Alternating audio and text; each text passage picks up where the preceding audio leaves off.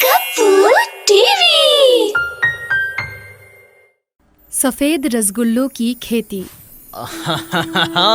थारे रसगुल्ले तो घणे अच्छे हैं, जो भी खावे बस ढूंढ तो ही रह जावे।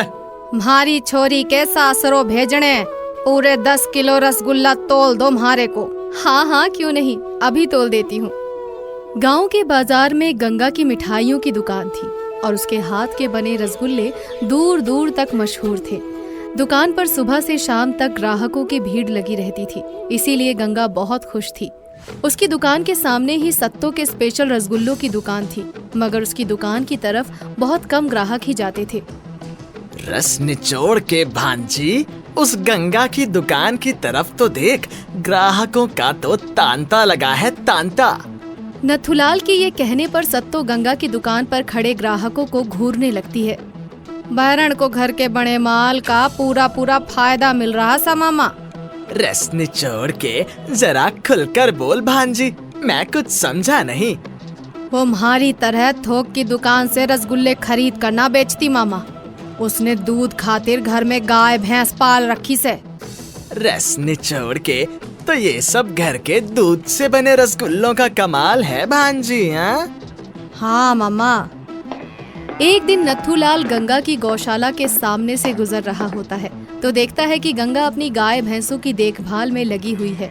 यह देखकर नथुलाल के कदम वहीं रुक जाते हैं और वो सोचने लगता है, रस निचोड़ के इसने तो बड़ी हष्ट-पुष्ट गाय भैंस पाल रखी हैं। इसका कुछ न कुछ काम तो बांधना ही पड़ेगा नथुलाल। कुछ दिन बाद एक रात जब गंगा और उसका परिवार अपने घर में निश्चिंत होकर सोए हुए होते हैं, तभी नथुलाल कुछ लोगों के साथ चोरी छिपे उसकी गौशाला में घुस आता है। रस निचोड़ के कान खोलकर सुन बे रंगा, इन सब गाय भैंसों को चोरी करके जंगल में छुड़वा दे और गौशाला को आग लगाकर चुपके से निकल जा, समझा? अरे जंगल में क्यों छोड़ आए नथुलाल जी? इन्हें तो हम नदी पार करा के दूसरे गांव में बेच आएंगे। रस निचोड़ के जो मर्जी आए सो करो, पर एक बात का ख्याल रखना कि किसी को कानों कान खबर ना हो।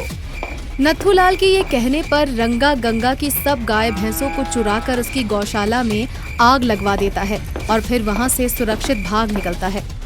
फिर जब तक गंगा को इस घटना का पता चलता, सब कुछ जलकर राख हो चुका होता है। ना जाने किसने दुश्मनी निकाली है, मेरा जमा जमाया धंधा पल भर में चौपट कर दिया।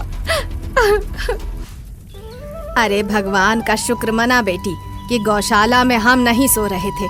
सोच, अगर हम सो रहे होते तो क्या होता। माँ की बात सुनकर गंगा थोड़ी हिम्मत दिखाते हुए कहती है, शायद तुम ठीक कहती हो माँ, हमें हिम्मत नहीं हारनी चाहिए। हाँ बेटी, भगवान ने चाहा तो तेरा पहले से भी अच्छा काम चलेगा, देखना। उस दिन के बाद कुछ दिनों तक गंगा अपनी दुकान को बंद रखती है और इसीलिए सत्तों की दुकान चल निकलती है। उसकी दुकान पर रसगुल्ले के ग्राहक मधुमक्खियों की तरह मंडराने लगते हैं। रस निचोड़ के भांजी, मेरी तरकीब तो काम कर गई। देखो तो ग्राहक कैसे आसमान के ओलों की तरह बरसने लगे हैं। भगवान ने चाहा तो ये ओले ऐसे ही बरसते रहेंगे मामा। एक दिन गांव का जमींदार हरनाम सिंह अपने आदमियों के साथ आता है और गंगा के घर का दरवाजा खटखटाता है। अरे कोई है? गंगा, ओ गंगा, अरे दरवाजा तो खोलो। गंगा दरवाजा खोलती है तो जमींदार हरनाम सिंह खुश होते हुए कहता है, तेरे लिए खुशखबरी है, सुनेगी तो खुशी के मारे पागल हो जाएगी। ऐसी क्या खुशखबरी है जमींदार जी? 10 दिन बाद मेरी बेटी कमला की शादी है और उसमें रसगुल्ले बनाने का काम तुझे करना है, समझी? पूरे 500 किलो रसगुल्ले बनाने हैं। यह सुनकर गंगा सचमुच बहुत खुश होती है। उसका चेहरा कमल सा खिल उठता है और वो जमींदार से कहती है, जमींदार जी, मैं रसगुल्ले जरूर बनाऊंगी। हाँ तो ठीक है, ये 10,000 एडवांस पकड़, बाकी शादी वाले दिन मिल जाएंगे। पर इस बात का ख्याल रखना कि माल खराब हुआ तो मुझसे बुरा कोई नहीं होगा। जी जमींदार जी। नथुलाल को जब इस बात का पता चलता है तो उसके तन बदन में आग लग जाती है। वो भागते भागते सत्तों के पास आता है। रस निचोड़ के भांजी, तेरी इज्जत का तो फालूदा निकाल दिया, फालूदा। सत्तो की इज्जत का फालूदा निकालने वाला कौन पैदा हो गया मामा? रस निचोड़ के भांजी, होगा कौन? वही जमींदार जिसकी तू खास बनी फिरती है। ऐसा क्या किया उसने?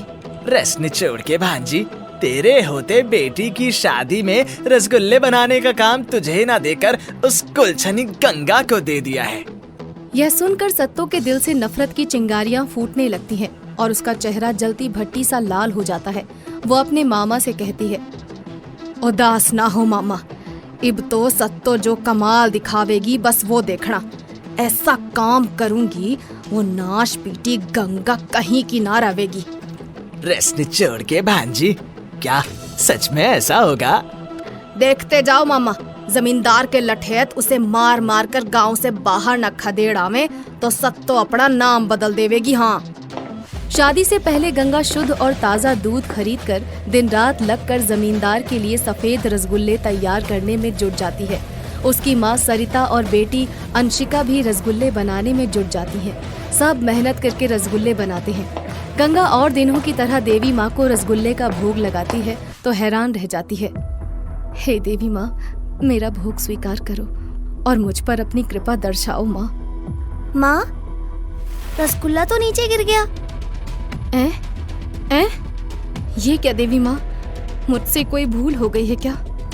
बेटी दुखी मत हो, ये रसगुल्ला अंशिका को दे दे, कन्या है, खा लेगी।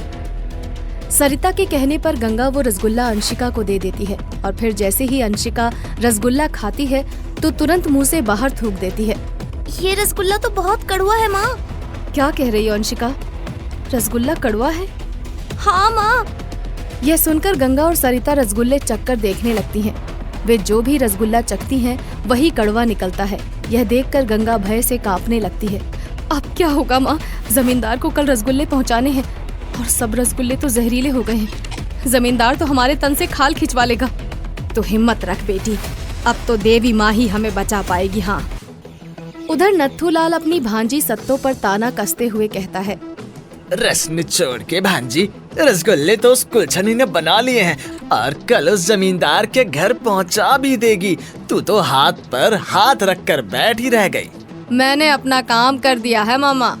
अब देखना, गंगा के जहरीले रसगुल्ले खाकर सब उल्टियां करते फिरेंगे और जमींदार उसकी कैसे खाल खिंचवाएगा। हाँ। गंगा और सरिता गहरी चिंता में पड़ जाते हैं और उसी समय अंशिका के मन को ना जाने क्या सूझता है कि वो एक रसगुल्ला उठाकर पिछवाड़े बने बागीचे में जाकर उसे मिट्टी में दबाते हुए कहती है, हे देवी माँ, मैं इस रसगुल्ले को जमीन में बो देती हूँ। तुम कल सुबह तक इसे रसगुल्ले का पेड़ बना देना, जरूर बना देना देवी माँ, नहीं तो जमींदार हमें बहुत मारेगा। यह कहकर अंशिका वापस आ जाती है और फिर जैसे ही रात होती है वह रसगुल्ला सचमुच पौधा बनकर उगने लगता है और देखते ही देखते बड़ा पेड़ बन जाता है। उसमें सफेद सफेद रसगुल्ले लग जाते हैं। मैं अपने भक्तों के लिए कोई भी चमत्कार कर सकती हूँ। गंगा, अब तुम्हें रसगुल्ले बनाने की जरूरत ही नहीं पड़ेगी। तुम्हें अपने खेत से ही रसगुल्ले मिलते रहेंगे। सुबह जैसे ही अंशिका उठकर बागीचे में जाती है, रसगुल्लों का पेड़ देखकर हैरान रह जाती है और वो पेड़ से एक रसगुल्ला तोड़कर गंगा के पास आकर कहती है, माँ, माँ, रसगुल्ले मिल गए माँ। माँ, ये रसगुल्ला खाकर देखो। तुझे कहाँ से मिला ये रसगुल्ला?